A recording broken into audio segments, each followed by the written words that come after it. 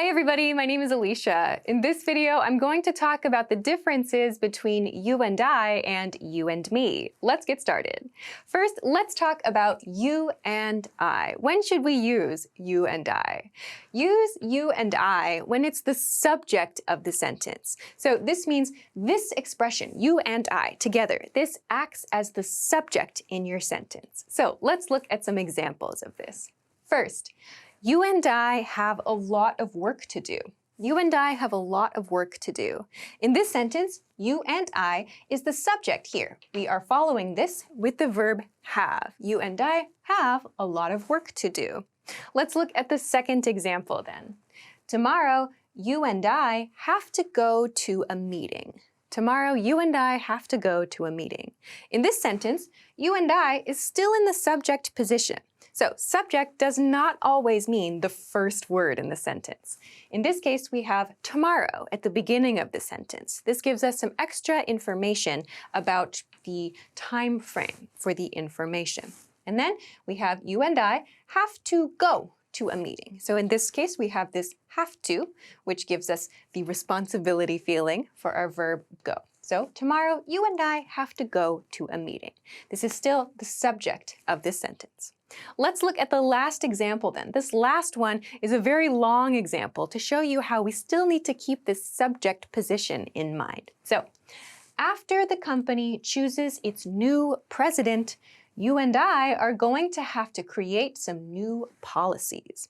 After the company chooses its new president, you and I are going to have to create some new policies. So, in this sentence, we have a lot of information, right? This is a long sentence because we have two ideas put together with a comma here.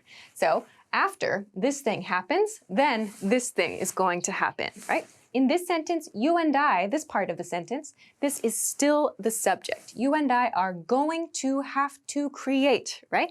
So we saw have to in this sentence, right? We have the same have to create. And we have a future tense expression, going to, have to create. This is talking about a future responsibility. So you and I is still the subject of this verb. You and I are going to have to create some new policies. So you and I is always used in the subject position. Let's compare this now to you and me. So when we use you and me, we use it when it's the object of a verb. So remember, the object of a verb is the thing that receives the action of the verb. So let's take a look at this with some examples. First, the neighbors brought you and me a present. The neighbors brought you and me a present. So in this sentence, you and me is the object of the verb brought. So it's like saying, who received the present? In this case, it's you and me, right? In this sentence, the neighbors is the subject, right? So we have this part right here, which tells us who did the thing, who brought the present, and who received the present. So you and me is the object of the verb here. Let's look at the second example sentence then. Our manager gave you and me a really exciting new project. Our manager gave you and me a really exciting new project. So in this sentence, we have our manager as the subject. The manager is doing the verb, yeah? So the manager gave, right? You and me, again, this is the object of the verb gave here. So who received the project? You and me. So you and me are the object position here. This is the object of the verb gave. We received a really exciting new project. Let's look at one more example now. The company president bought you and me an anniversary present.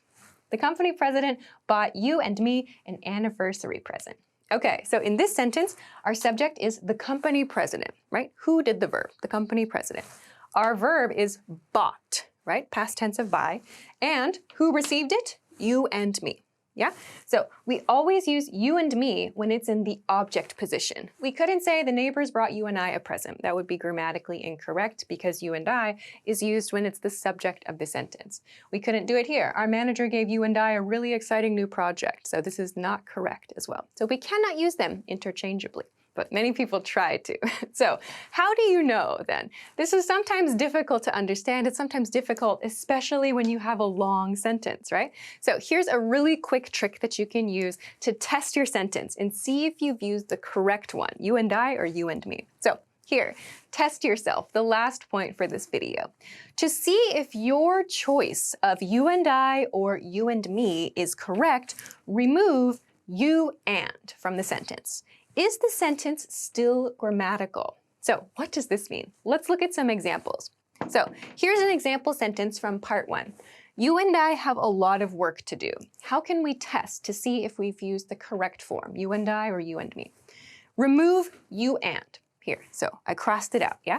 The sentence becomes, I have a lot of work to do. This is a correct sentence, right? Grammatically correct. So that means I'm right. This is correct. You and I is the correct form to use. Let's look at another example. You and me have to go to a meeting. You and me have to go to a meeting. So if I remove you and from this sentence, it becomes me have to go to a meeting. This is not correct, right? It's I have to go to a meeting. So we know you and me is incorrect. Therefore, we have to change it to you and I have to go to a meeting. We practiced this in part 1. Okay, let's look at another example. The neighbors brought you and me a present. Right? So let's test. Let's remove you and from this position. The neighbors brought me a present. The neighbors brought me a present. This is correct, right? Grammatically, this is correct. If we said, the neighbors brought you and I a present, and we did this test, it would say, the neighbors brought I a present, which is not grammatically correct, right? This is incorrect. So you can use this test to help you decide which one is correct. One very important point, however, the last point, this test doesn't work when a be verb is used. So if you have a be verb in your sentence, you can't really apply this trick all the time. It doesn't always work. For example, you and I are going to have to, we saw this over here, you and I are going to have to create some new policies. In this example, we have after you and I, we have the verb to be, right? In this case, are. Are. This is incorrect, right? You and I are going to have to. This test creates a grammatically incorrect expression, but you just have to remember you cannot use this trick with a be verb. If you're using a different verb, like we practiced up here, go crazy. This trick can be used and it's really super helpful if you're ever not sure. So I hope that this video was helpful for you, and I hope now you understand the differences between you and I and you and me, and you have a good trick to use to help you make a decision when you're writing and when you're speaking, if you're very fast too.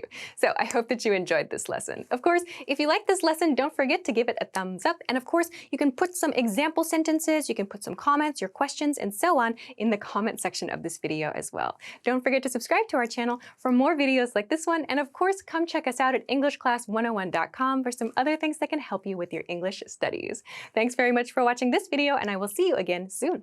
Bye!